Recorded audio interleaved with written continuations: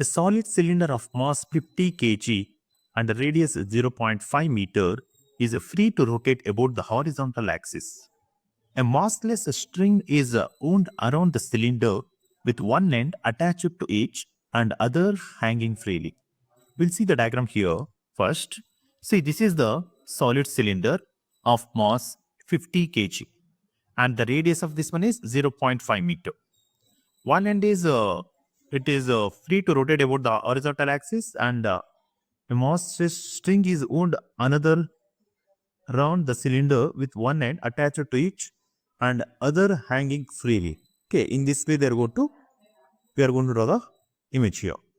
Then tension in the string required to produce an angular acceleration of 2 revolutions per second square is.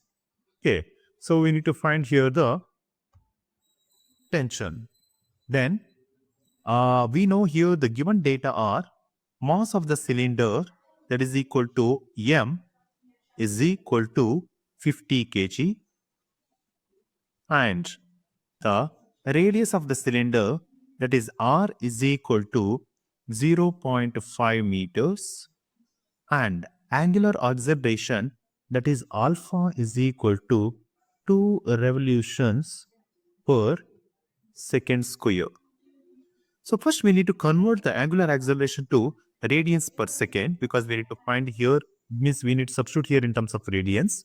Then alpha is equal to 2 into 2 pi radians per second. So this value is 4 pi radians per second square.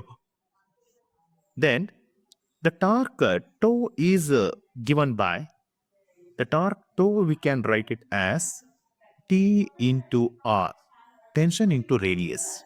And the moment of inertia of the solid cylinder about its axis is, that is a moment of inertia, we can write it as 1 by 2 m r square. And using the relationship for angular acceleration, that is alpha is equal to tau divided by I. Then we can substitute here, tau is nothing but t times r and I is nothing but 1 by 2 m r square.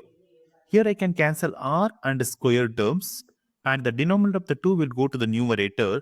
Then I can substitute the value of the t here. Find the value of the t. T is equal to mr into alpha divided by 2.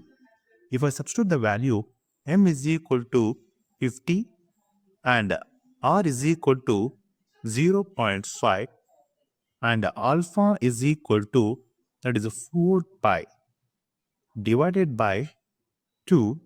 Then if I get the answer, if I cancel this one with 25, then 25 into 4 into pi, we will get the answer, that is 157 Newton. So option D is the right answer.